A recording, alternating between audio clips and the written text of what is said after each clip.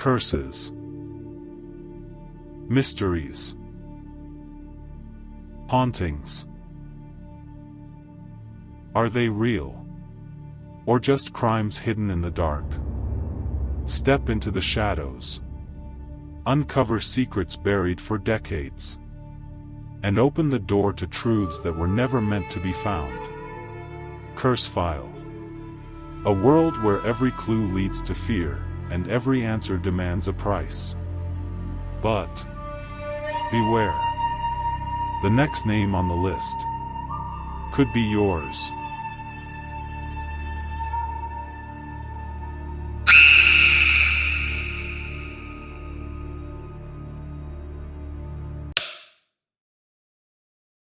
Welcome to the mind still lost in shadows, tangled by forces unseen.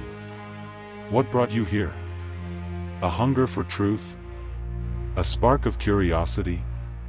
A trace of doubt? Or perhaps, a fascination with the darkest corners of this broken world? Whatever the reason, welcome to CursFile.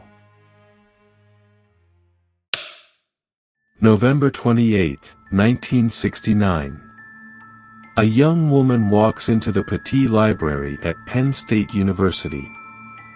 She was only here to grab a book for a paper. 10 minutes later, she collapsed between the bookshelves, stabbed once in the chest. The killer vanished, in silence, in daylight, with dozens around. More than 50 years have passed. And still, no one knows who killed Betsy Aardsma. Some say she never left this library.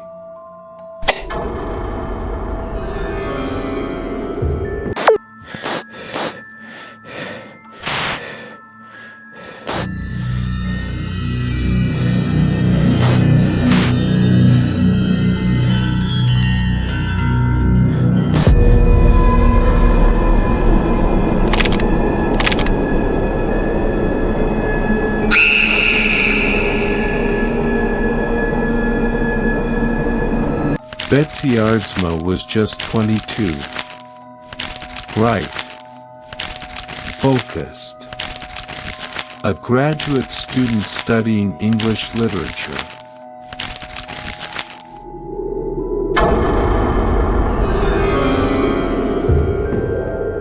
She had only moved to Penn State that fall. It was the day after Thanksgiving break.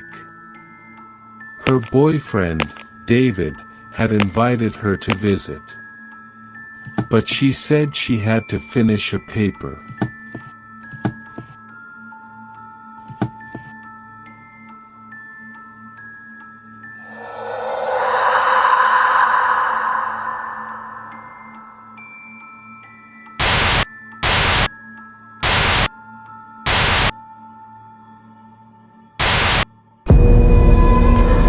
That afternoon, she walked into the library and never walked out again.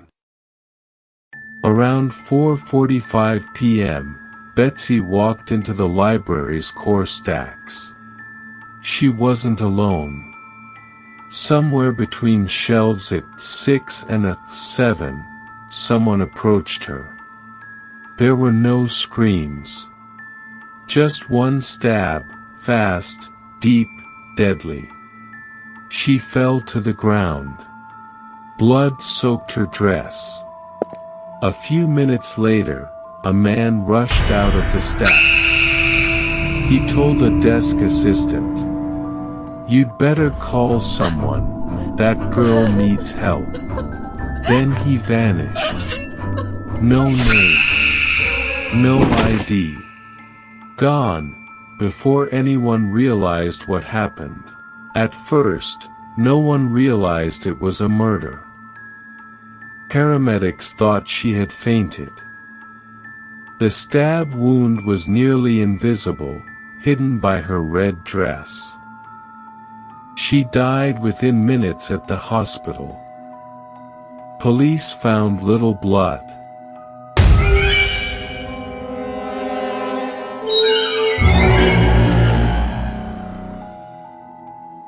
No weapon. No fingerprints. But witnesses remembered something strange. A tall man in khaki was seen running out.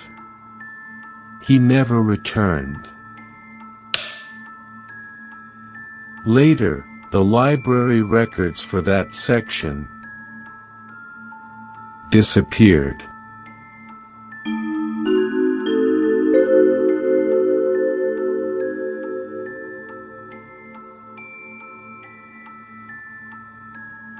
Victim profile, Betsy Ruth Aardsma. Full name, Betsy Ruth Aardsma. Date of birth, July 11, 1947. Hometown, Holland, Michigan, USA. Age at death, 22 years old. Occupation, graduate student in English at Penn State University. Date of death, November 28, 1969. Location, Pattee Library, Penn State University. Clothing, red sweater, hence the nickname, the girl in the red sweater. Cause of death.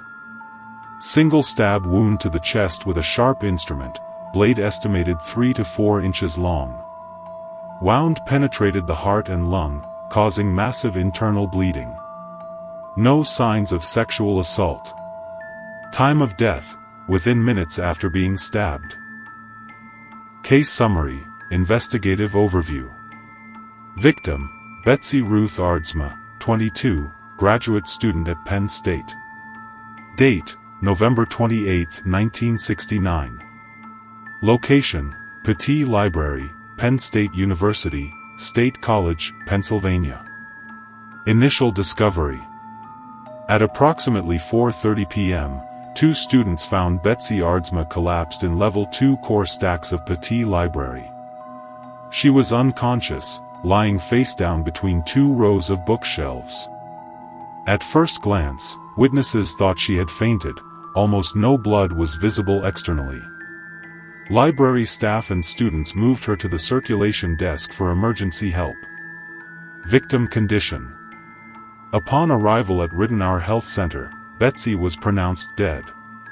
Cause of death, single stab wound to the chest, penetrating the heart and lung. Weapon, thin, sharp blade, approximate 3 to 4 inches, likely a military-style knife or stiletto. The blow caused massive internal bleeding, explaining the minimal external blood. 4. Outside and surroundings. The library was moderately busy, students were studying quietly. Witness accounts. Some heard books falling. 2 men seen leaving the stacks in a hurry, one said to mutter, "That girl needs help." 3. Crime scene, library interior.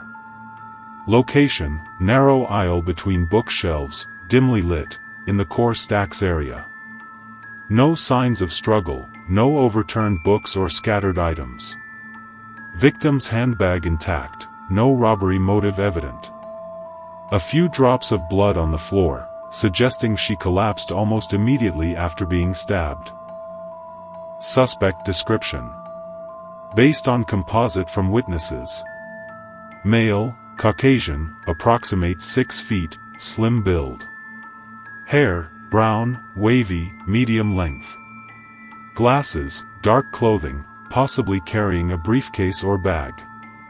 Seen near the victim's location minutes before the attack. Investigation and primary suspect. Focused on Richard Allen Hafner, geology grad student. Matching physical description. Behavioral red flags, prior concerning incidents. Connection to victim through mutual acquaintances. No physical evidence tying him to the crime case remains unsolved. They say time heals everything. But inside Penn State's Pattee Library, there's a shadow that never faded. A silent mystery. A scream swallowed by darkness. And over the years, it became a legend, the legend of the Lady in Red. More than 50 years have passed, yet strange whispers still haunt those shelves. Students tell each other in hushed voices. Never stay after 9 p.m., or she'll find you. It starts small. A single book falls from the top shelf, even when no one's around. Maybe it's the wind, you think. But in a sealed library where the air is still, where does the wind come from? Then come the sounds. Soft footsteps echo down the wooden floor, but when you turn around, the aisle is empty. A chill brushes against your neck, though every window is shut tight. Lights flicker. Books drop one by one.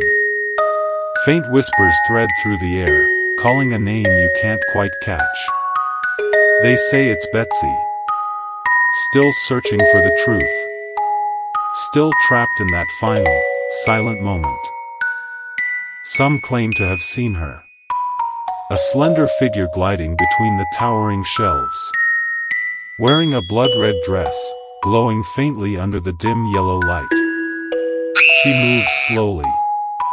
Her footsteps make no sound. Just the soft sweep of her dress brushing the cold floor. And when you dare to look up, her face is blurred. But her eyes, dark, hollow, endless, hold you still like ice. Those who've locked eyes with her say their body froze, lungs burning for air, as if something unseen was squeezing their chest. And then, she vanishes behind the stacks, leaving only a lingering scent. A mix of old perfume, dusty books, and something metallic, cold, almost like blood. They say her spirit cannot leave because the truth about her death was never revealed. One stab wound. No blood. No clear evidence. The killer vanished as if they never existed. And Betsy, young, bright Betsy, remains trapped in that final breath, wandering these aisles forever, searching for an answer. An answer that will never come. So if you ever stay late inside Pattee Library, especially near a 6 and a 7, you might feel her watching you from between the books. If you hear a whisper, don't answer. If you see a flash of red, don't run.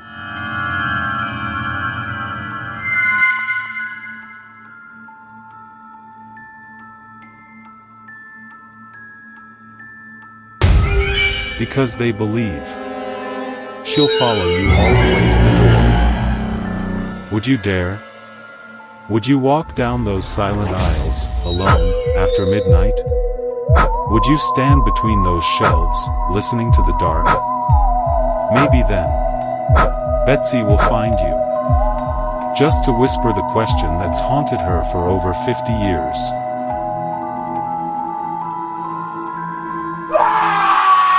Why, was it me?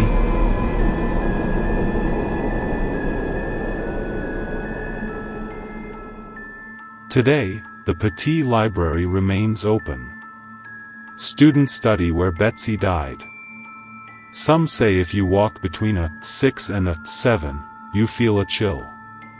Or hear a faint whisper. Betsy Aardsma was never forgotten. But her killer remains a ghost too.